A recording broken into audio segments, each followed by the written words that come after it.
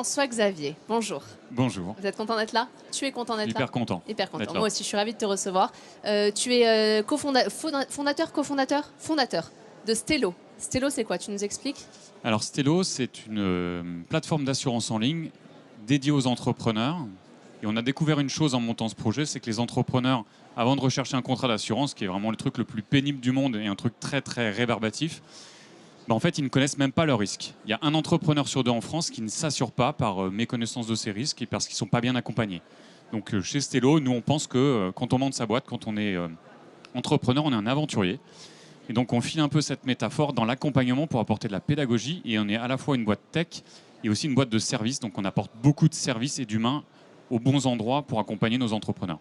Tu mets les pieds dans un monde un peu poussiéreux de l'assurance. Alors, il y a pas mal de startups qui se sont positionnées sur ce filon. En quoi Stello est innovant? Parce qu'il est consacré aux entrepreneurs? Alors déjà, nous, on sait que pour bien servir nos clients, il faut être spécialiste. Donc c'est un marché de spécialité. C'est un marché qui est complexe, qui est abstrait. Et la première conviction, c'était de se dire qu'il fallait d'abord faire de la prévention des risques et aider l'entrepreneur à comprendre. Donc en fait, on a un outil qui est assez ludique. On a un coaching. On va sur le site et notre marque respire plutôt l'outdoor. Donc en fait, quand je parlais d'aventure, c'est vraiment réel. Nous, on veut être la bonne étoile des pros.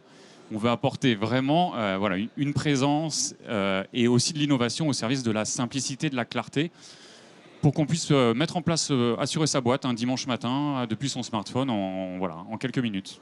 Tu dis, tu as fait une étude et tu prouves que 50%, 52% des indépendants ne s'assurent pas. Oui. Donc en fait, est-ce que tu donnes une image qui est sympa? C'est comme si tu décidais de gravir l'Everest ou gravir même une montagne un peu haute sans boudrier.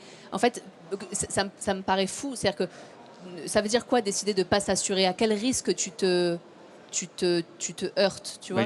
Ils sont extrêmement nombreux et en fait, c'est souvent des risques qui ne sont pas conscients. Donc en fait, c'est des risques invisibles parce que l'assurance est un sujet abstrait, concret, difficile. Voilà. Il n'y a pas de présence pour les petits entrepreneurs et particulièrement pour les créateurs. Or, nous, on est vraiment très orientés vers toutes ces personnes qui se lancent dans l'aventure. Et c'est exactement ça. On ne va pas imaginer gravir une montagne sans baudrier, sans équipement, sans préparer son chemin. Et nous, on est là pour aider l'entrepreneur à préparer son chemin. En fait, on va baliser la voie en disant attention, si tu ne t'assures pas contre la responsabilité civile, en fait, ça va te coûter 100 000 € si tu fais une erreur, une faute ou une omission. Est-ce que tu as cette trésorerie? L'assurance, c'est externaliser un risque qu'on ne peut pas supporter. Évidemment, mon téléphone, peut-être qu'au début de ma boîte, je ne vais pas l'assurer parce que si c'est un vieux téléphone et je n'ai pas besoin de l'assurer. En revanche, il y a des risques lourds et particulièrement la santé. Quand on est tout seul et quand on est créateur, ne pas s'assurer contre l'accident, l'arrêt de travail, en fait, ça peut être catastrophique. Je te dis une bêtise, c'est peut-être une question totalement bête, mais c'est pas obligatoire de s'assurer? Eh bien, non. En fait, c'est paradoxal. C'est que la loi nous dit, le Code civil nous dit, si tu casses, tu blesses quelqu'un, tu es obligé de réparer, donc de le rembourser. Mais certains métiers, on n'est pas obligé de s'assurer en RC. En revanche, si je suis les professions réglementées, médecin, avocat, eux, ils ne peuvent pas exercer sans responsabilité civile pro. Tous les autres, en fait, ils sont exposés au risque sans avoir l'obligation de s'assurer. Donc c'est vraiment un paradoxe qu'on essaye contre lequel on essaye de lutter parce que c'est vital, c'est absolument nécessaire d'avoir au moins cette assurance. Comment tu vends Stello à une entreprise? C'est quoi ta valeur ajoutée? Alors notre proposition de valeur, elle est vraiment assez large dans le sens où en fait on s'est rendu compte de l'isolement de tous ces entrepreneurs. Et donc nous, on est vraiment le premier de cordée d'une communauté d'entrepreneurs. Et on porte, au-delà de toute l'offre et de l'innovation d'assurance, vraiment des contenus, des formations pour que les entrepreneurs se forment et deviennent meilleurs. Donc, par exemple, on organise un événement qui s'appelle la Cordée, qui aura lieu la semaine prochaine, une journée dédiée à l'entrepreneuriat. On ne parle quasiment pas d'assurance. Donc ça, c'est un peu aussi quelque chose d'un pari, de l'ordre d'un pari. Mais parce qu'en fait, quand on parle aux entrepreneurs des problèmes qu'ils rencontrent au quotidien, qu'on les fait grandir, on fait aussi de la prévention, ils prennent moins de risques. Et puis, du coup, ils ont aussi peut-être plus de temps pour réfléchir à l'assurance. C'est-à-dire que là, tu es arrivé à quelle heure ce matin? Tu es arrivé à quelle heure? J'imagine que tu en as rencontré des entrepreneurs.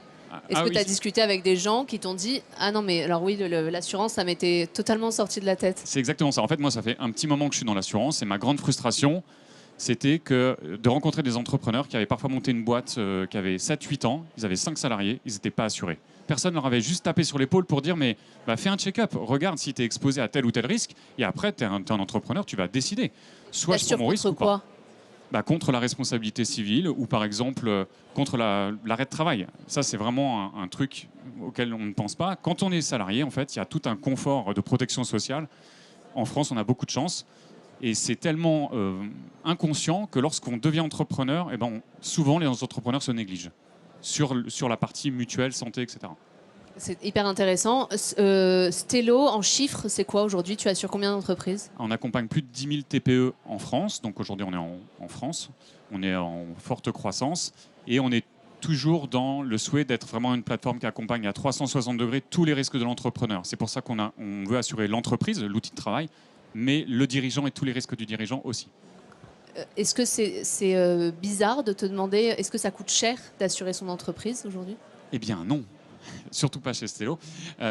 Réellement, en fait, on s'est rendu compte que les entrepreneurs n'ont aucune idée de quel est un budget d'assurance. Donc en fait, l'ignorance est absolue. Donc nous, notre premier job, c'est d'apporter un éclairage et après, d'apporter du sur-mesure. Parce que toute notre techno, elle est là aussi pour identifier le risque et te proposer une offre adaptée à ton risque. Et c'est aussi là où pêche le marché et l'industrie, c'est que souvent, on a ce que les assureurs appellent, avec un terme qui est assez moche, un bas de segment. Donc en fait, c'est quasiment tous les petits entrepreneurs de France. Et on n'a pas de sur-mesure. Voilà, on a un truc, tu le prends, ça coûte 1 000 € par an, alors que nous, on adapte et on cisèle.